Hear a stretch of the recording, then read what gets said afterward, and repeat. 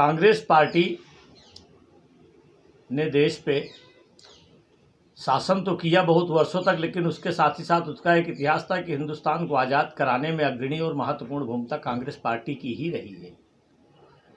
अब कांग्रेस पार्टी में आपका कहना है कि ये राहुल गांधी और प्रियंका गांधी सेना को बनाने की क्या ज़रूरत पड़ी। देश स्वतंत्र है और देश का हर नागरिक भी स्वतंत्र है। सबको अधिकार है कि वो कोई भी पार्टी बना सकता है, किसी तरह की संस्था बना सकता है और किसी तरह के संस्था के पार्टी के अंतर्गत कुछ काम कर सकता है, लेकिन उसका अपना अपना एक उद्देश्य है। मेरा अपना एक उद्देश्य और मेरा अपना जो लक्ष्य है, जो हमारा अपना मानना भी है, हमारी इस पार्टी के राष्ट्रीय अध्यक्ष पंडित जगदीश शर्मा जी, पंडित जगदीश शर्मा के दिशा निर्देश में, पंडित जगदीश शर्मा जी की सूझ और एक उज्जवल सोच और एक अच्छे विचारों को देखते हुए इस हिंदुस्तान के लाखों की संख्या में लोगों ने जुड़ करके मिल करके इस सेना का गठन किया, जिसकी संस्कृति माननीय श्री राहुल गांधी, श्रीमती प्रियंका गांधी के द्वारा है। और इस सेना का जो एक उद्देश्य है, एक जो लक्ष्य है, वो सबसे महत्वपूर्ण लक्ष्य यही है कि आगामी जो भी लोकसभा के चुनाव हों, कांग्रेस सत्ता में आए, कांग्रेस की सरकार बने और हम लोग राहुल गांधी जी को प्रधानमंत्री के रूप में देखना चाहते हैं। ये हमारी इस सेना का उद्देश्य है, यही हमारी इस सेना का लक्ष्य है। दूसरा जो आपके सामने है, जो देश के सामने है, चाहे वो 2014 के लोकसभा के चुनाव रहे हों, चाहे वो अभी 2019 के लोकसभा के चुनाव रहे हों, जितने भी वादे देश के प्रधानमंत्री नरेंद्र मोदी जी ने देश के लिए किया, क्या आप कह सकते हैं कि उसमें से कोई एक भी वादा वो पूरा कर सके? चाहे वो 15 लाख रुपए हर किसी के खाते में डालने के संदर्भ में रहे हों, चाहे वो हर नौजवान को रोजगार देने की बात की हो, चाहे वो विदेशों से काला धन लाने की बात किया हो, जो भी उनके घोषणा पत्र के वादे थे, मैं समझता हूं कि पूरे कोरे निकले और सफ़ेद झूठ निकले। तो यही फर्क है सबसे बड़ा कि राहुल गांधी जी जितना कुछ कहते हैं उससे दूना सच कहना चाहते हैं और झलक रहा है पूरा सच। हमारे प्रधानमंत्री जी जितना कहना चाहते हैं उससे 200 गुना ज़्यादा झूठ कहना चाहते हैं। बात करें, कोरोना वायरस फैला हुआ है और दिल्ली की खासकर हम बात करें तो दिल्ली में शीला दीक्षित जी 15 साल दिल्ली को सुचारू रूप से चला के गई हैं और बहुत कुछ दिल्ली को दिया है। उसमें और केजरीवाल की सरकार में क्या डिफरेंस नजर आ रहा है? शीला दीक्षित के साथ मेरे रिश्ते भी अपने एक पारिवारिक रिश्ते थे, वो एक अलग बात है, लेकिन उनकी कार्यशैली को जब मैं देखता था और मैं जब एहसास कर रहा हूँ, तो मैं कह सकता हूँ कि वो दिल्ली की चीफ मिनिस्टर नहीं, दिल्ली के लिए, दिल्ली वासियों के लिए, दिल्ली के लोगों के लिए एक देवी थी। आज वो नहीं है हमारे लोगों के बीच में, लेकिन उनकी यादें, उनके किए हुए काम, दिल्ली का आवाम, दिल्ली की जनता, दिल्ली का जनमानस जब तक इतिहास रहेगा कोई भुला नहीं सकता। शीला दीक्षित ने दिल्ली को दिल्ली बनाया, जो कि कोई कल्पना नहीं किया था, कोई सोचा भी नहीं था, स्वप्न में भी लोगों को ऐसा नहीं रहा होगा। आज दिल्ली का चहुमुखी विकास अगर आपको दिखाई पड़ रहा है तो वो सिर्फ शीला दीक्षित जी की ही देन है, ये उनकी सोच का परिणाम है। दूसरी बात रही शीला दीक्षित जी की दिल्ली के लोगों के प्रति लगाव, दिल्ली को वो अपना परिवार मानती थी और वो कहती थी मेरी दिल्ली सजी और संवरी रहे। इस दिशा में दिल्ली के 3 विधानसभा चुनाव में शीला दीक्षित जी को दिल्ली की जनता ने अपना आशीर्वाद दिया और तीनों बार वो विजयी हुई, तीनों बार मुख्यमंत्री रहे। लेकिन दिल्ली की जनता के साथ उन्होंने कोई वादे नहीं किया कि मैं चुनाव जीतने के बाद आपको बिजली फ्री करूंगी, कि पानी फ्री कर दूंगी, कि सबके रेडी लगवा दूंगी, कि सब 3 व्हीलर वालों को लाइसेंस दे दूंगी, कि मैं सबको नौकरी दूंगी, सबकी रोजगार। उन्होंने ऐसा कुछ कहा। उन्होंने कहा विकास को वोट दीजिए, विकास के लिए कांग्रेस को चुने। उनका एक ही नारा था तीनों चुनाव में, विकास की डोर ना पड़े कमजोर। दिल्ली को तो मैं समझ सकता हूं कि अगर केजरीवाल ऐसे मुख्यमंत्री जनता के आशीर्वाद से या जनता के वोट से कहीं एक आध बार फिर गलती से अगर आ गए तो ये दिल्ली दिल्ली नहीं रहेगी, दिल्ली को बंजर बन। शीला दीक्षित और केजरीवाल जी में जमीन आसमान का फर्क है। तो आपने कितनी बार यहाँ पर उनको देखा कि जनता के बीच में आके काम करते हुए, जनता के लिए काम करते हुए, कितनी बार हुआ और क्या लोगों की समस्या सुनते हैं नहीं सुनते हैं? देखिए, जब से केजरीवाल जी बने हैं यहाँ पे, यहाँ के मुख्यमंत्री और विधायक भी हैं यहाँ पे, अभी तक तो मैंने अपनी कॉन्स्टिट्यूंसी में यहाँ उनको देखा नहीं। अभी यहाँ पे इस तरीके का कोई वो नहीं देखा कि केजरीवाल जी यहाँ आए हैं, लोगों की समस्या सुनी गई है। इस तरीके का अभी तक तो मैंने अपने 5 साल की उसमें अभी तक तो देखा नहीं उनको। क्योंकि एनडीएमसी में भी देखा जाता है, एनडीएमसी के जितने भी कर्मचारी हैं उनको भी लगातार केजरीवाल से ही शिकायत रहती है कि वो एनडीएमसी में भी चेयरमैन है, वो वहां पर भी नहीं आते हैं। अभी एनडीएमसी के जो मिस्टोल पे लोग हैं, आज भी 5000 के करीब लोग हैं, आज भी मिस्टोल पे हैं। ये बीजेपी की गवर्नमेंट थी, जब भी वहाँ पे उन लोगों को रेगुलर हैं, वो लोग परमानेंट नहीं किया गया। अब केजरीवाल जी उनको हर बारी झांसा देते हैं कि उनको परमानेंट किया जाए, पर परमानेंट करते नहीं। आज भी 5000 से ज़्यादा लोग रेगुलर मिस्टोल पे लगे हुए हैं और 4 साल हो गए उनको, 5 साल हो गए कम से कम, तो आज भी वो रेगुलर मिस्टोल पे लगे हुए एनडीएमसी के लोग उनको परमानेंट नहीं कर रहे। कि अब ये झूठ की राजनीति फैलाई गई है और झूठे सोशल मीडिया पे और उस तरीके से लोगों को दिखाया। जमीनी लोग अगर आकर देखें तो जमीनी उस पे कोई भी कार्य नहीं हुआ। कह रहे थे कि 25 लाख रुपया हर व्यक्ति को दिया जाए। हमने नरेगा ऐसी स्कीमें बनाई जिसको अगर जोड़ा जाए और घटाया जाए तो 25,000 नहीं 50,000 से बहुत ज़्यादा हम लोगों ने दिया है। रही बात कल की, उस बात को मुझे याद है, आपने पूछा था तो मैं कहना चाहूँगा कि 25,000 मुझे कहना चाहिए था, लेकिन गलती से मेरे मुंह से 25 लाख निकला। सरकार से मैंने निवेदन किया था, सरकार से मैंने अनुरोध किया था। सरकार के पास पैसे की कमी नहीं है, सरकार की सोच सही होनी चाहिए। मिडिल क्लास के लोगों के लिए सरकार की क्या सोच है, क्या दिशा है, अब तक तो कोई सोच और दिशा हमें स्पष्ट नहीं दिखाई दे रही।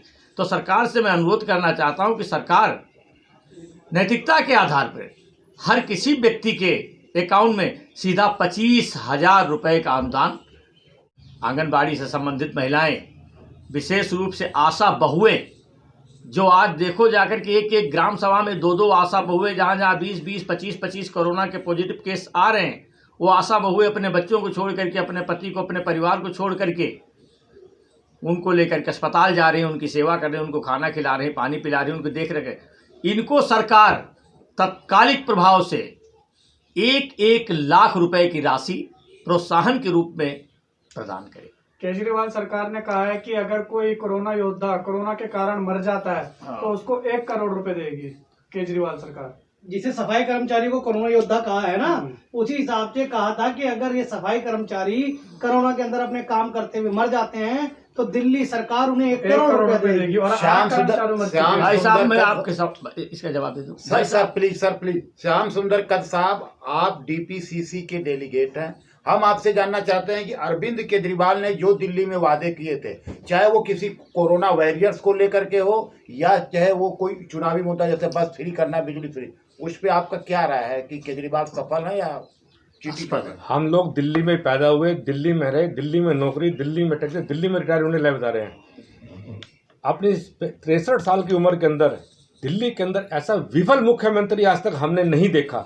इन्होंने जो वादे किए, अभी आदरणीय दयानंद शुक्ला जी बता रहे थे शीला दीक्षित जी का और केजरीवाल जी का कंपैरिजन, उन्होंने बिल्कुल सही बताया था।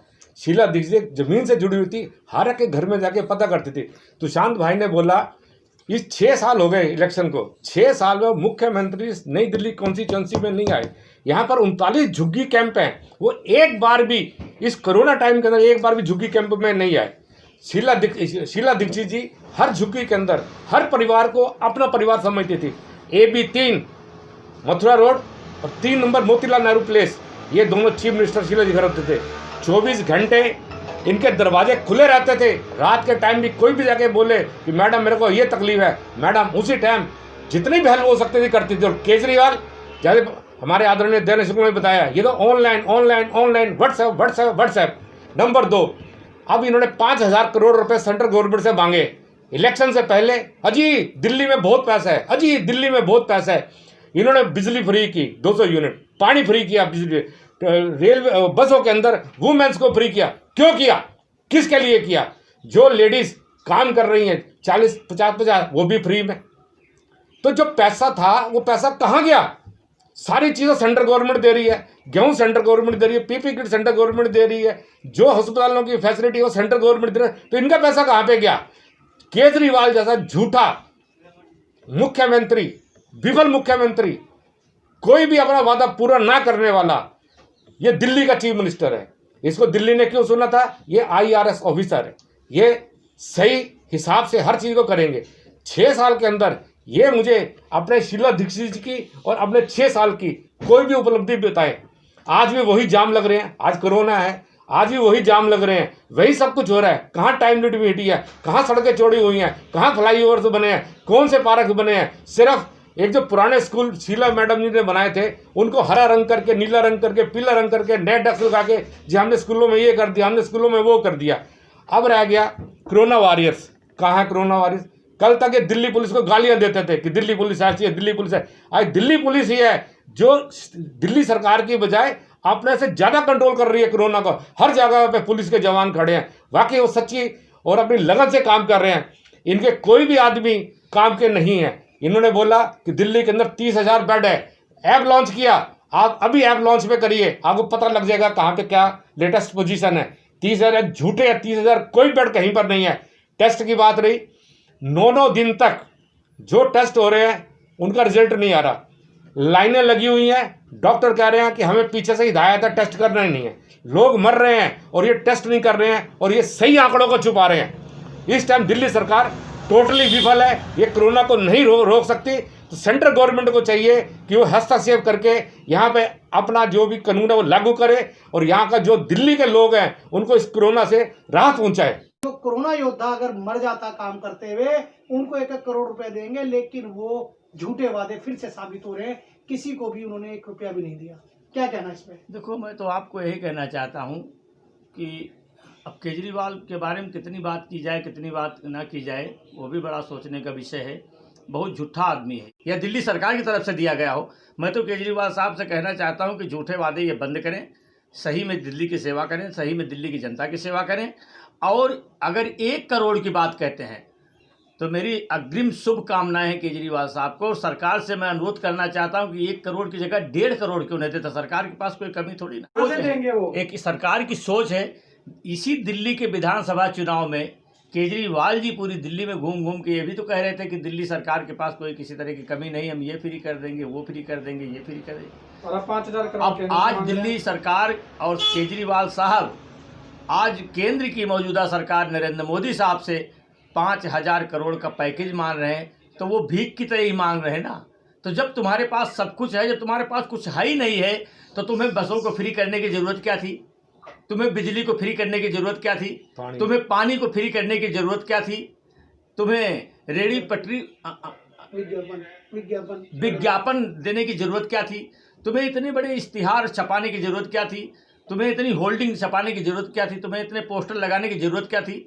अरे पैसा तो जनता का है ना। ऐसे ऐसे लोग आज भी सड़क पे घूम रहे हैं, चाहे वो अनमोल शुक्ला हो, चाहे हरकेश हो, तमाम सारे लोग इस सड़क पे मैं देखता हूँ कि दिन भर घूम घूम के अपना जीवन यापन करते हैं। आप उनकी गाढ़ी कमाई का पैसा आप अपने विज्ञापनों में, पोस्टरों में, होल्डिंगों में, इश्तिहारों में खर्चा कर रहे हो और केंद्र सरकार से कह रहे हो कि हमारे पास अनुदान पैसा नहीं है दिल्ली सरकार के लोगों को सैलरी देने का, तो भीख की तरह वहाँ पैसा मांग रहे हो और आप इधर फ्री की वाहवाही लूट रहे हो। तो ये सब झूठे वादे बंद करें, जनता की सेवा करें। जनता की सेवा करने का शीला दीक्षित जी से सीखे केजरीवाल जी। मैं पुनः केजरीवाल जी को कहना चाहता हूँ कि राजनीति अगर करनी है तो शीला दीक्षित से सीखो, जो जमीन की राजनीति करती थी, जनता की राजनीति करती थी। केजरीवाल साहब कंप्यूटर की राजनीति करते हैं और सिर्फ टीवी और मीडिया की राजनीति करते हैं। किसी से मिलने को जरूरत है, जब जनता से मिलोगे तब जनता की समस्याओं के बारे में आपको जानकारी मिलेगी।